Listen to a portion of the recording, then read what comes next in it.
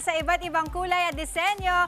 Extra happiness ang hatid sa ating puso nitong mga lobo. Pero alam nyo bang pwede kayong kumita ng 5 digits kada buwan mula rito?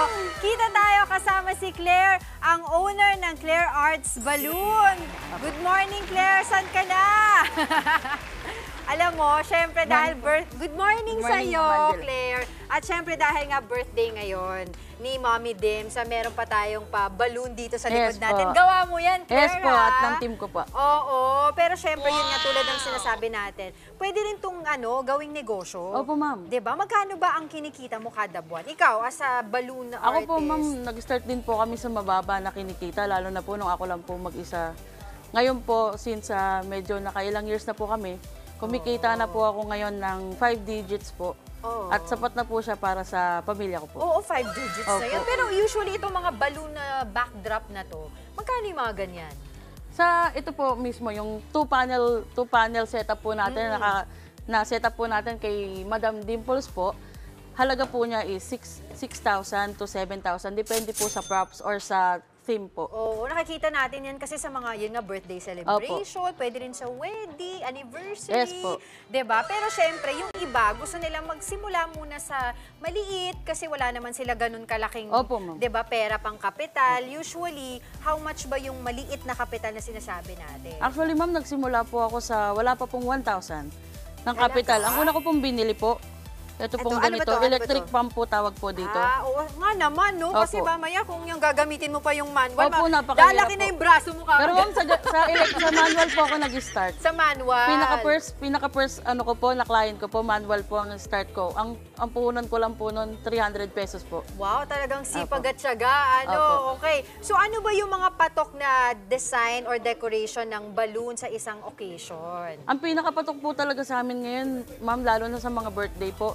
Halimbawa po, ang theme po, teddy bear, boho theme, yung mga ganun po. Tapos ito po, mga flowers, butterflies. Pang-ibang level na yun, pang-level mo na yan. Pero pang-level ko, subukan natin. Sige para po. dun sa, I'm sure yung mga kapatid natin nanonood ngayon at saka interested sila. Kukuha ko ng ng balloon. Ito po, ma'am, yung malaki-laki po. Ayan, okay. So, tatry natin ito. Opo. Tapos, sabay niyo po siyang ipupush. Sabay ipupush. Opo. Okay, tama na. Opo, yan. Okay, tapos, ikaw din, para sabay tayo. Tapos gayahin niyo po ako, ma'am. Ayan, okay. Dapat po, awakan niyo po siya. Okay. Tapos hilahin niyo po siya para po hindi po kayo mahirapan. Bakit ang liit nung isa sa akin? Okay lang po yun, ma'am. Yan. Sa bagay dito talaga lalabas yung pagiging malikhain mo, diba? Oy, pumutok yun sa'yo. Sumabit po, sumabit. Para mas expert pa kayo sa akin mo. Oo nga, mapalitan na kita, Char.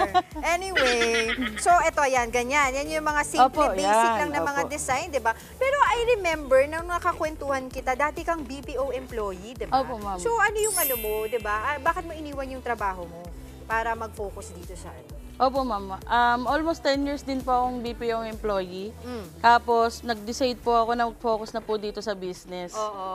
Opo. Kasi ano po ang pinaka-goal ko po kasi, yung mahawak ko po yung oras ko. Tapos, especially po, yung para matulungan ko po yung family ko. Kasi ngayon, kasama ko po yung mga kapatid ko, tapos natutulungan ko po sila. At nakakagawa rin po sila ng mga bagay na gusto nila kasi kumikita na rin po sila ngayon. So pwede yan mag-start sila sa bahay nila, sa sarili nilang mga occasion. Tapos pag nakita ng mga kapitbahay o kamag-anak nila, aba marunong ka na palang gumawa, pwede na silang i-hire. And then from then on, dun lalaki, diba? Dun sa 1,000 na sinabi mo, magkano yung pwedeng kitain ng isang tao pag nag-start siya with 1,000 pesos only? Pwede na po siyang mag-set up ng halagang mga 3,500 to 6,000 po sa halagang 1K po. Malaki na rin yun. Opo, kasi ito lang po ang puhunan po talaga. Yes, of course, yung mga balloons. Yung pump and balloons. Ito po, hindi naman po siya ganun kamahal.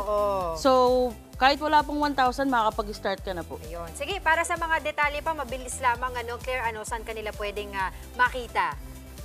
Hello po.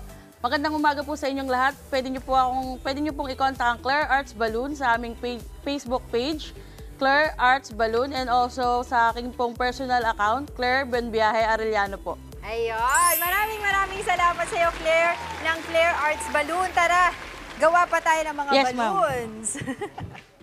Mga kapatid, Dimples Romana po, kumpletuhin ang inyong umaga ng mga kwentong puno ng inspirasyon. Salubungin po ang bawat araw ng may ngiti at pag-asa. Kaya't mag-subscribe na po at mag-follow na sa aming social media pages ng News 5.